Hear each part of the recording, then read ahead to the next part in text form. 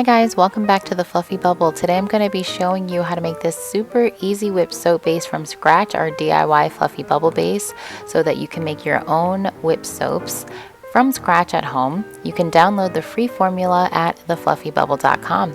Let's get started. I have my infrared thermometer here to monitor the temperature. Cleaned and sanitized spatulas. Everything that I am using is cleaned and sanitized with 70% isopropyl alcohol. My stick blender, and I have this super cute 2-quart crock pot that's the perfect size for a 1,000 gram batch that we're going to be making today.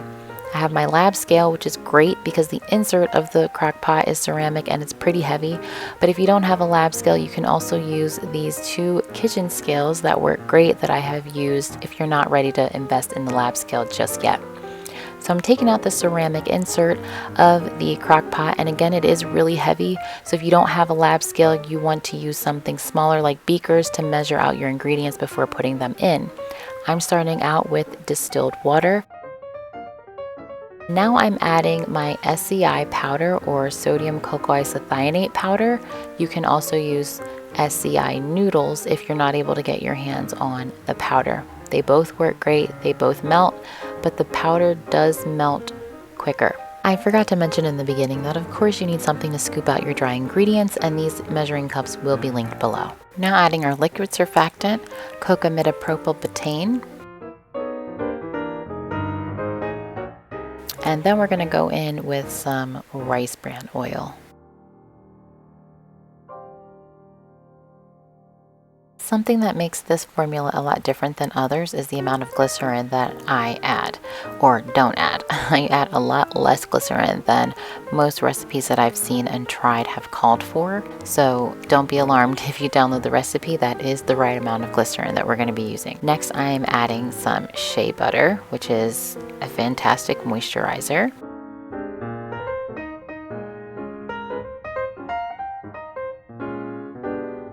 And now it's time to go in with the stearic acid, which is the last ingredient in our heated phase. This is a 1-pot situation.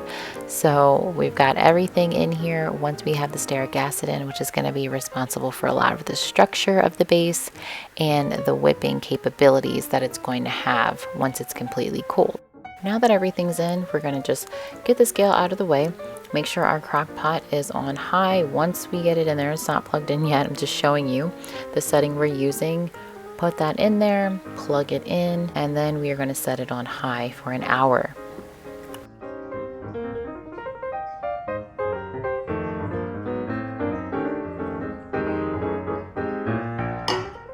Okay, so it's been an hour. I'm just going to give this a little stir. I'm showing you this in real time so that you know what the mixture looks like after an hour if you decide to make this. I don't want you to think that it looks wrong. This is how it looks. It's not totally melted yet, but you can see that there is a lot of liquid in there, but there are still a lot of dry spots and spots of the SCI powder that have not melted yet, and that is okay. We're just going to give it a good stir now, get everything all incorporated and move everything around so that everything can continue to melt for this second hour that we're going to leave the mixture in the crock pot. The tip I have is definitely to pay attention to the spatula that you're using, because right now you can see there's a lot of the mixture kind of stuck on the spatula, but as everything melts, that will decrease, and you'll notice that you don't see as much of the mixture stuck on the spatula as we get closer to being done.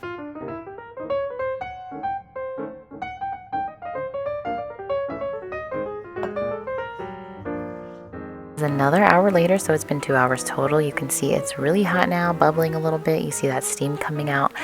And if you are pretty familiar with formulating, you know about the step of weighing the mixture before you heat it when you're heating something, and then weighing it after, and then adding in any of that displaced water that has evaporated.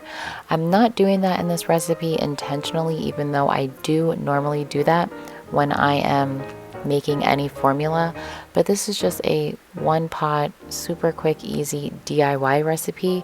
But if you want to add that step in, you certainly may, and add back any evaporated water at the end of the heated phase. But right now I am just mixing and trying to break up any of those little leftover clumps of SCI powder because everything else has melted at this point, and I'm just going to let it continue to heat for another 25 to 30 minutes.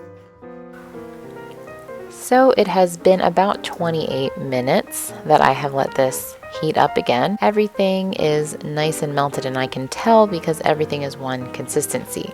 It's pretty thick, it's really hot right now, but the fact that I don't see any dry spots and everything is the same consistency again just tells me that everything is finally all melted. So I'm just giving it one more quick stir to just get everything moving before I stick blend for 2 minutes. Oh, and look at the spatula. You see how it's nice and clean, or everything is the goopy mixture? You don't see a bunch of dry stuff. That's another indicator that we're good and everything is melted. Now I'm stick blending, and I do stick blend for a full 2 minutes to just make sure everything is nice and blended and incorporated.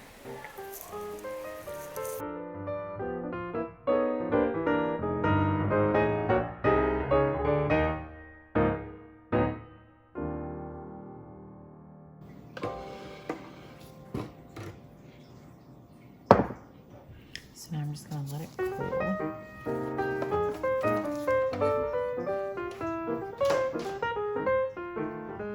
As you just saw, I took the ceramic insert out of the crock pot, which I turned off already, and I'm mixing this a little bit while it's cooling just to help it cool down faster, let some of that steam out, because I need to get this mixture under 140 degrees Fahrenheit, which is 60 degrees Celsius, so that I can add my cool down ingredients, which include my preservative, which is not optional. We do need a preservative. We're going to check the temperature with our thermometer. 162 degrees is still too hot, so we're going to have to let this continue to cool.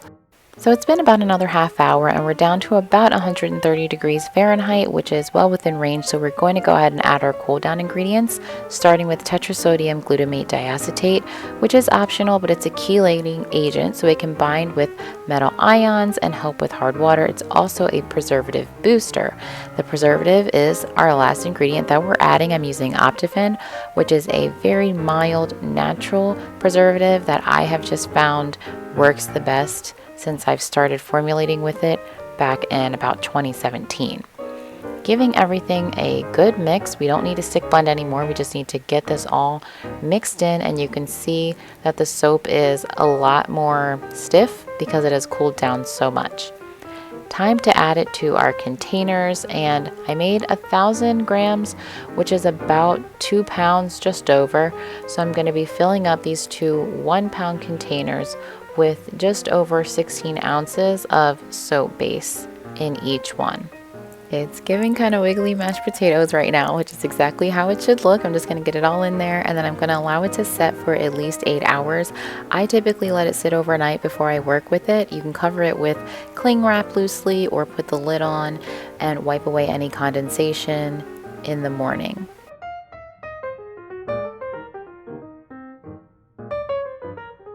We are back, and our base is completely cooled now.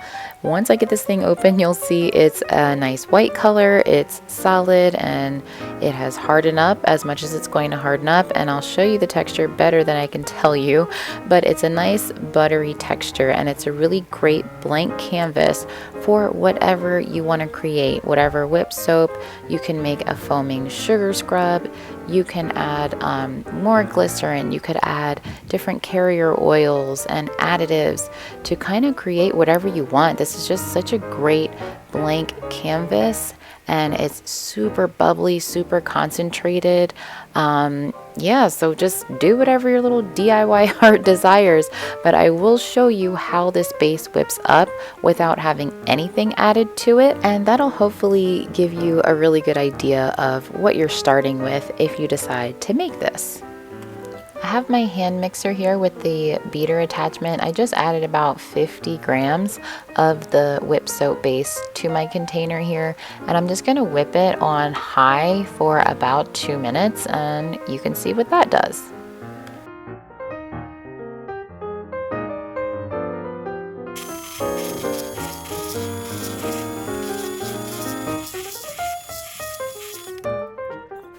After whipping for a couple minutes, you can see this nice, thick, fluffy whipped soap texture that we get with just the base. This is my favorite type of texture for a whipped soap base because you get to fill your product jars with product and half of it's not air, so you get a lot of uses out of it.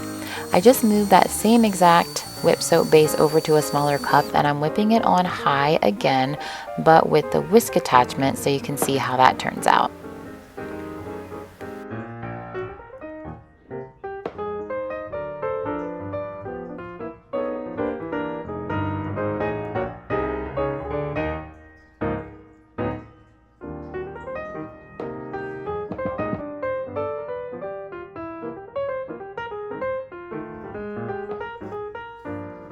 Here's another look at how creamy and smooth and thick this whipped soap base is. I really love it. I think you will too. I hope you give it a try. If you do create anything with this formula, please tag the Fluffy Bubble so I can see. I'd love to see it. You can download the free formula on my website, thefluffybubble.com. And I will be creating some different little products and things with this soap base, and I'll be posting some more videos so that you can see what it's like to work with this base. I'll also be creating different base formulas because there's so many things that you can do with whipped soap and different types of whipped soap that you can create. So I plan on creating more DIY recipes that you guys can try, and I look forward to sharing that with you. I hope you've enjoyed watching this video. Please like and consider subscribing. I really appreciate you being here, and I hope you have a great day.